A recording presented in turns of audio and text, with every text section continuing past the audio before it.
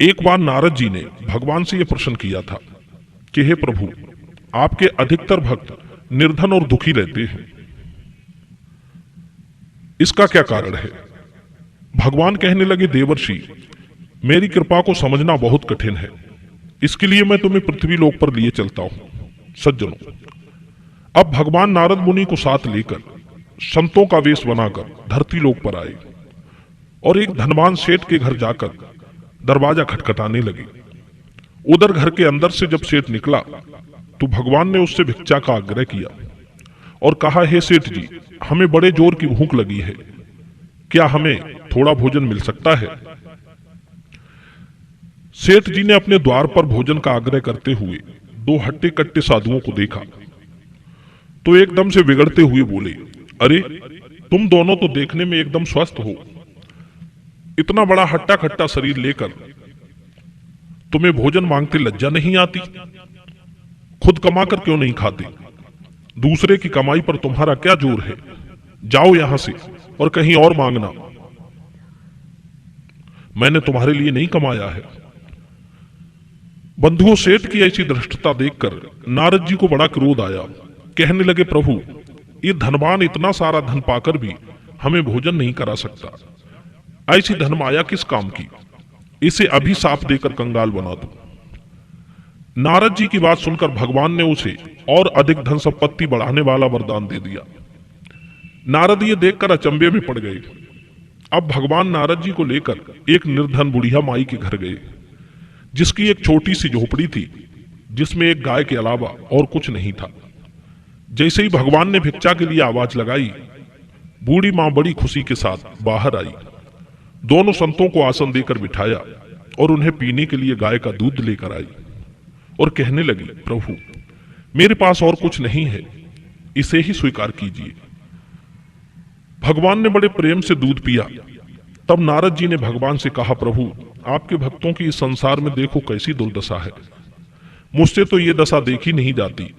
यह बेचारी वृद्धा मां आपका भजन करती है और अतिथि सत्कार भी करती है, आप इसको अच्छा सा आशीर्वाद दीजिए जिससे इसके सारे दुख कट जाएं। बंधु, नारद जी के इतने कहते ही भगवान ने उस बुढ़िया की गाय को मरने का आशीर्वाद दे दिया।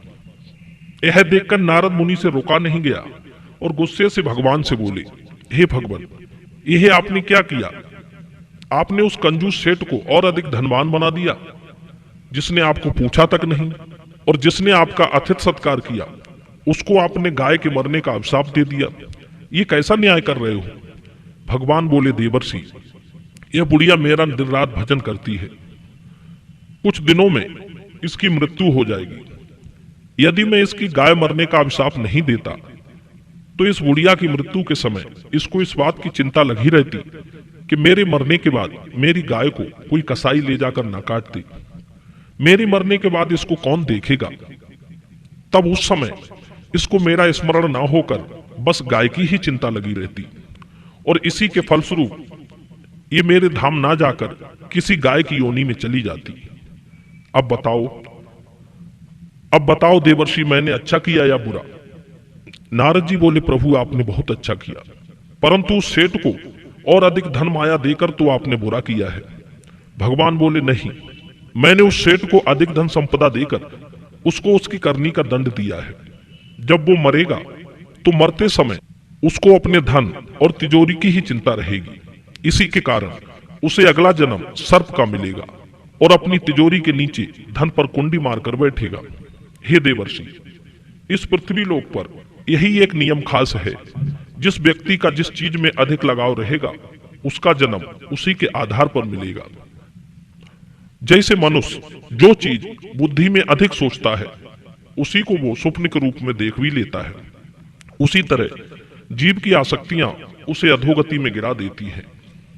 बंधु, भगवान अपने भक्तों पर दुख इसलिए डालते हैं कि वे आग में सोने की तरह तपकर हमेशा स्वर्ण बने रहें, जिसकी कांति कभी धूमिल नहीं होती।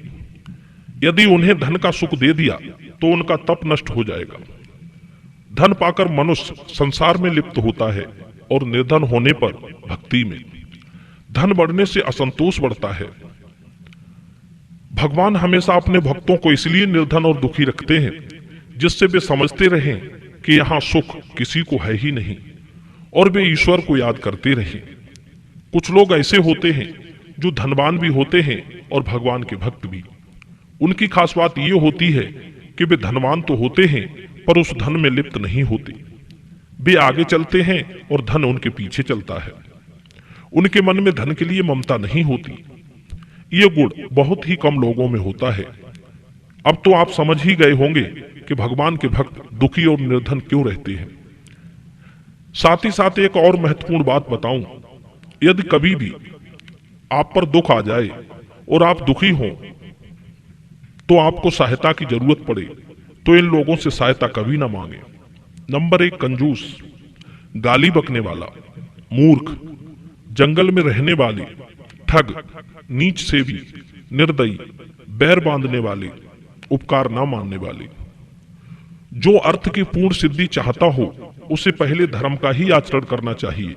जैसे स्वर्ग से अमृत दूर नहीं होता, उसी प्रकार धर्म से अर्थ अलग नहीं होता। धन की प्राप्ति करो मगर धर्म के साथ। सही मायने में धनवान वही बन सकता है जो क्रोध और खुशी के उठे हुए वेग को रोक लेता है और आपत्ति में धैर्य नहीं खोता। वही राज्य लक्ष्मी का अधिकारी होता है। दोस्तों, ये वीडियो आपको कैसी लगी आप हमें कमेंट सेक्शन में अवश्य बताएं। आप सभी दर्शकों का बहुत बहुत धन्यवाद।